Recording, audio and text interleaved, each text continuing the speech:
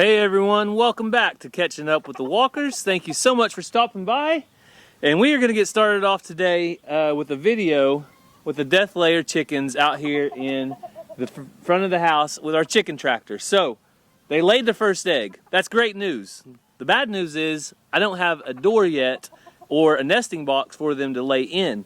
So we're going to start off the video today getting them a chicken door. We're going to put it right over here. You can see I already marked the holes for it whenever I built it.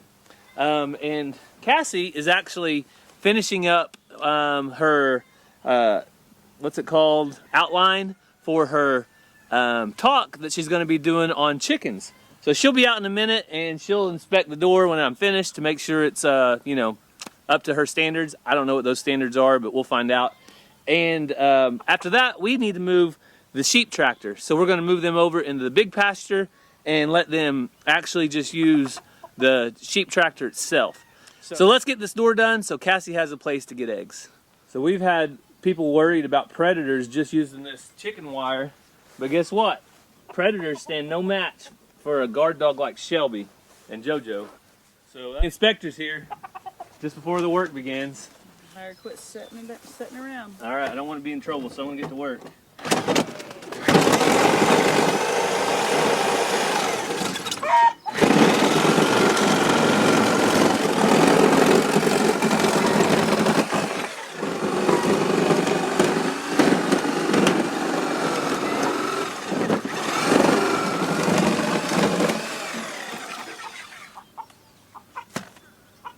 You know, my chickens don't like unstraight lines.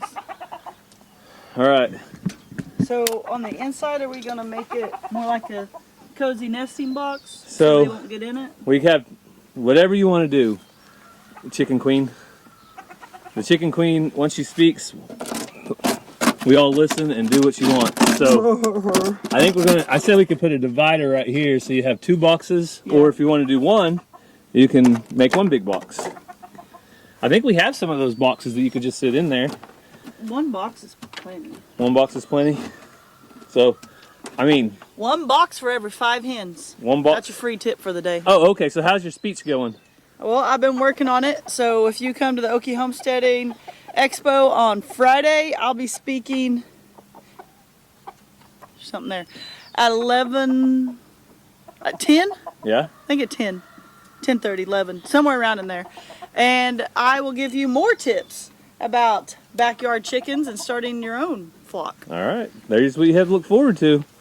So, to make this flush, I'm going to be putting some boards on the top and on the bottom, also to kind of clean it up to make that flush. So, that's what I'm going to do now.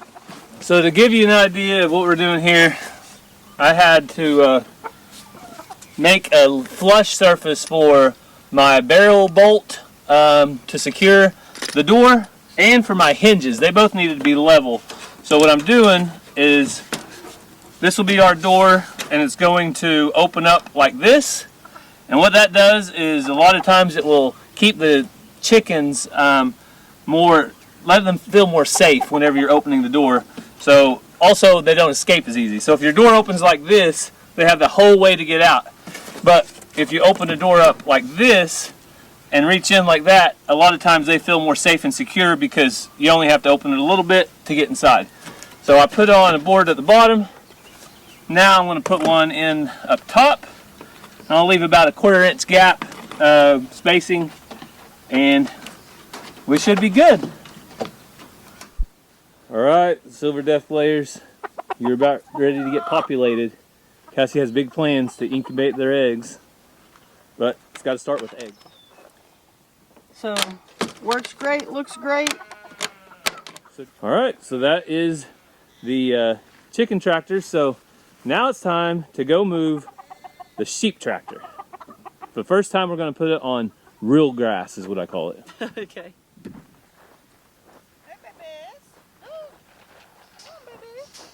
So the sheep have done their job. Now Cassie's going to get them in the sheep tractor so we can get them moved.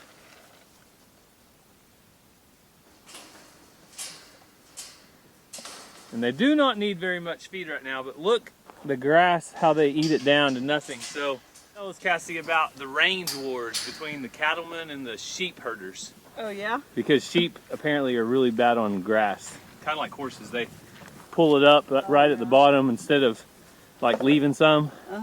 So. Somebody was asking about my shoes the other day. Mm-hmm.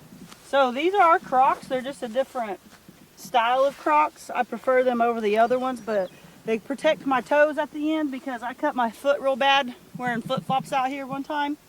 So somebody had asked, they are Crocs. They're just a different version, and I prefer these over the others. And I also have a pair of those, and I prefer them in the creek. Yep. So I don't wear them around all the time, but they're great creek shoes. You know why I like them out here? Why? If I get a little hot, I just find some water. Oh, geez. Put my foot in it. Those poor sheep. It just cools my whole body off. Drinking Cassie's dirty foot water. That's gross. All right. So have you seen a pond that animals drink out of? Yeah. Or water puddles that wildlife drink out of? Who cleans their water? It doesn't have dirty feet in it, though. That's a whole new level. It's got who knows what in it. I'm joking. All right, so we aired up all the tires on the chicken tractor, sheep tractor. It's called a sheep tractor. I get my tractors confused. And we protected Ransom's tree. Hopefully this did the job, but now we don't have to worry about it anymore because the sheep are going to be out of here. Did you turn it off or are you going to get shocked? Oh, I was hoping you'd forgot. Because, you know, we all love a little comic relief from Cassie. I do my best. That is my shoemaking noises. Now that it's wet. Sure, Cassie. That's what happens when you eat bean burritos for breakfast. Make yourself useful and pull that one up. Trying to figure out a good strategy about moving this thing. These back moving tires need to be the right direction at all times. So we're going to try to stand in the back and push it. We're going to try to go all the way over there through that gate out there to the big pasture. So is that a 16-foot gate? It is a 16-foot gate. It ain't going to fit then. Well, here's my thought. If you take it a little bit at a time, it should fit. Yeah.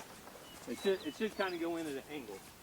It might not go in straight, but it should go in at an angle. But hey, we'll figure it out.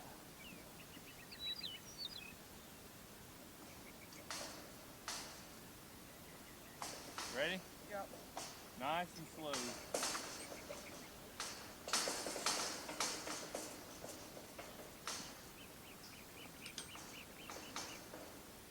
Come on, girl. Come on, sheep. Come on.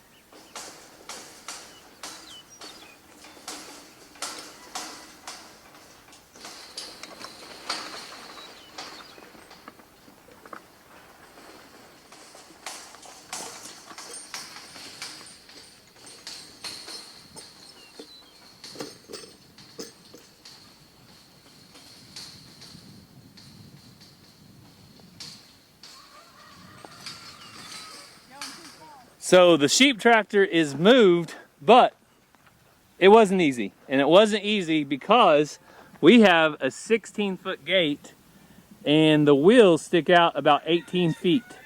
So we had to go between here and there. And we got it through though, that's the main thing. And the sheep are in high cotton, so to speak. Walking in high cotton. They have all kinds of grass to eat in here. And we won't use the pig fence anymore because they'll have all this grass as they go down here past Cassie and Ranger. And what do you think, Cassie? Just picking up random trash from 60 years ago. Yeah, there's a lot of old junk. Let's see. Some car parts. Cans. Now most of it's around this tree because that way it doesn't get hit with a lawnmower or anything like that. Tire wrench in there. Tire wrench. Look who doesn't mind one bit about anything. She's just laying down, resting. What do you think that is, Ranger? Medicine bottle? Ankle bone. Wearing those Crocs. Life of a YouTuber. That was the ankle bone. That hurts. So Cassie made a run to town to pick up some stuff for her flower beds. I think she's gonna get some new flowers maybe for the pots out front. and maybe some mulch. So I'm going to check in on the cold room. Some of you guys may not even know that we have a cold room because you haven't been following along with us that long.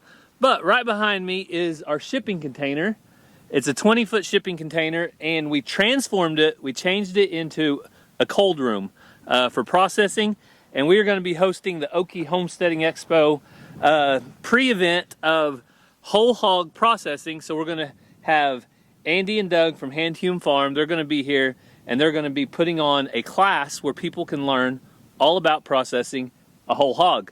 So it starts out right here outside. We hang the hog up after it's dispatched, and then they boil it and scrape the skin, and then they do the quartering up. They get it ready, and they do a lot of stuff, but you have to go to the class to find out what.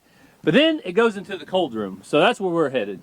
So while the cold room is not being used for the expo, it's kind of been utilized as a all catch room. So I know that this is trash, so I'm going to be putting trash in this box, and I'm going to just do some cleaning up, and that's what I'm going to be out here doing. But I thought I would show you guys, in case you haven't ever seen it before, the cold room. So we have a CoolBot, and a CoolBot is a device that tricks your air conditioner into coming down to about 34 degrees. So I'm going to come in here and do some rearranging. I've got my meat grinder, I've got my boiling pot for seafood boils, I've got some odds and ends stuff, basically just chairs. So I'm going to get this cleaned up and swept out, and in just a minute I will show everybody a little bit about the CoolBot and getting it turned on and how it works. So we're going to get cooled down in here, maybe do a test run for just a little bit and see how cold we can get it in a couple of hours. Just when you think she is not going to plant anything because her thumb isn't green, she surprises us. What do you got for us? Do you have names? Lilies, I think. Lilies? And hosta. Pasta? Hosta. Oh, hosta. I chose these because that's what they had in town. Oh, okay. Well, I don't plant usually anything that I can't eat, so when you said pasta, I was excited. Thought that's maybe how you grew pasta.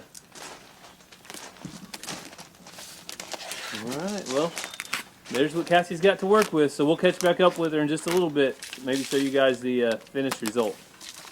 So I like looking at flowers just as much as the next person, but I like to grow things that I can put in my belly because it just makes more sense to me. I don't know why, but Cassie has got those pots on the front porch and she's been wanting something in it, so hopefully whatever she plants will grow and do well. Well, one way to find out, let's see how she does it in just a little bit.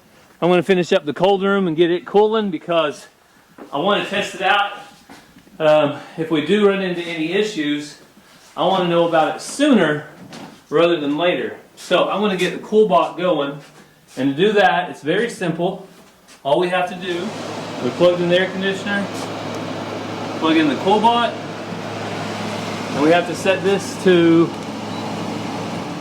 we want to set it to cool with a fan speed of high. So cool and high is what we're going for there. And then we're going to give that,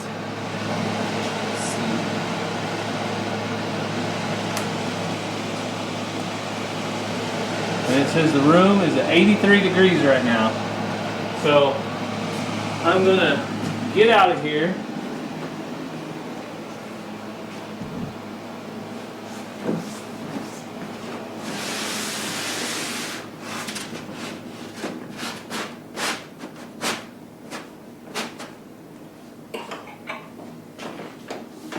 And I might go in and like mop the floor in a little bit, but I want to let it start cooling off first so I can do that in the cool. So one of my favorite things about the CoolBot Pro is it has an app or a website that you can go to that always tells you the temperature. So at nighttime, if you're in your house and you're not sure whether your CoolBot is working properly, you can check it right here on the phone. All it does is connects to the Wi-Fi in the house, and it's 84 degrees, like I said, right now. It's pretty hot. So it is 12:40. So I'm going to check in with you maybe in about an hour after I get this cleaned up and all spiffied up the way I want it. Maybe an hour, hour and a half, and we'll see where it's at. So I've been cleaning on the cold room. I've got it all spiffied up, ready to go for the expo and the hog processing. And I wanted to share with you, after an hour, where we are at. So we are at 40 degrees. So I have it set at 36, and in that hour it has cycled and came all the way down to 40 degrees. So 40 degrees is cold enough to hang some meat, and it will get down colder, especially whenever we start it in the middle of the night and we get it down to 36 degrees. It'll hold that temperature easily when the highs are in the 80s like they are today. So I'm going to take you inside real quick and I'll show you the display reading in there. But if anybody is interested in building their own cold room, we've got some videos on Walker Farm Fam a while back.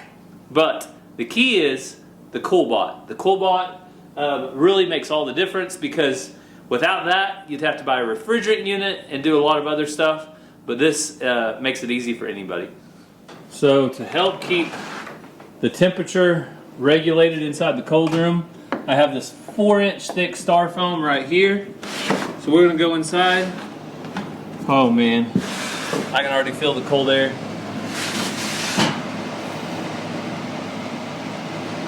Woo! Oh, it feels so good in here.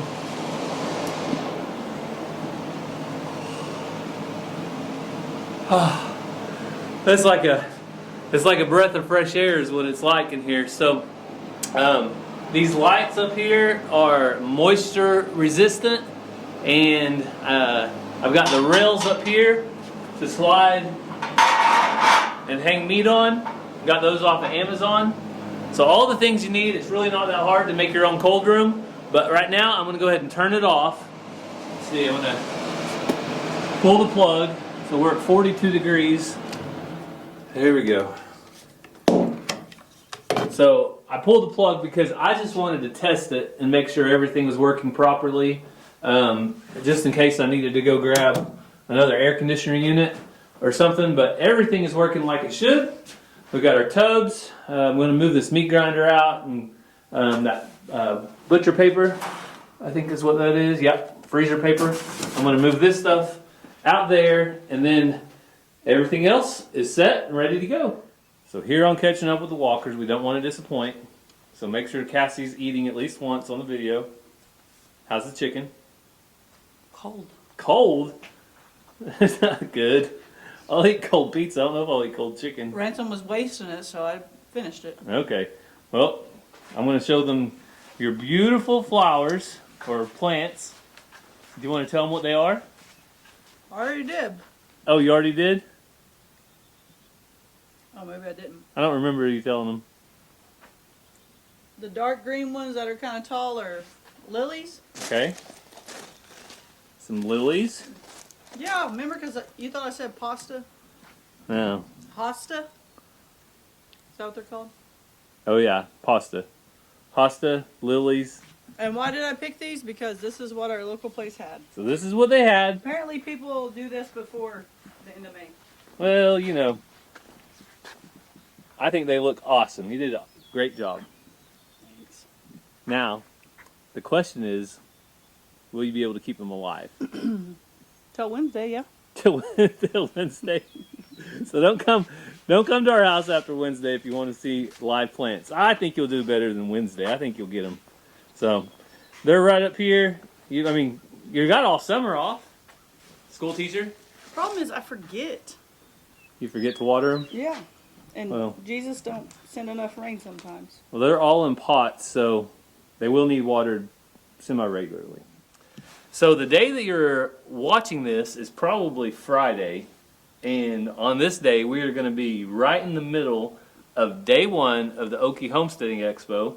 So we are going to be super busy that day, and that's why we're recording it early. But today is actually Memorial Day. It is. So we are about to go celebrate, and somebody said that we don't really celebrate Memorial Day, but I mean celebrate by Observe it. honor, remember, but it's a holiday, so people are off and families get together. So that's what we're going to do. That's what I mean by celebrating. We're going to go get together with family, and the kids are going to swim, going to have a good time. Yep. It's going to be food. Going to be cheeseburgers. Look at that dust devil. Wow. Looks like a tornado, doesn't it? Mm-hmm. There's like a thing going down our driveway. Maybe we'll get some rain later. There's a chance of rain this evening, and we need it. The garden needs it. My plants need it. Cassie's plants are gonna need it if they're gonna survive. No, I'll try to help you out too on watering. I'll do my best. Okay. When I'm watering the garden, I'll think of it and I'll come water. So if they don't live, it's your fault. No, I didn't say that. I said help. I'll help you out. But now we're gonna try to move the sheep. That's another thing I was looking at right now. We're going to try to move them every morning and every evening. So Cassie just said that there was another egg.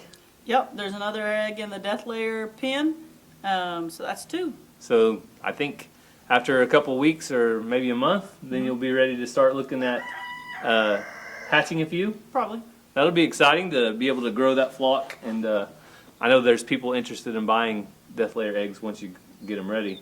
But as far as praying and catching up with the walkers, if you would be in prayer this week as all the people are traveling. They traveled to the expo, home from the expo, and while we're at the expo. I know last year we had moth or something. One medical emergency. Mm-hmm. There's just a lot of people in one place, and anytime you have that, there's opportunities for things to go awry. But just pray for people's safety as they travel and come, and that they get to enjoy and have a good time. I know we are looking forward to seeing many of you, and we can't wait. Yes. What's your favorite part about the expo? If people are on the fence. Oh, well, my favorite part is seeing all of them and meeting them.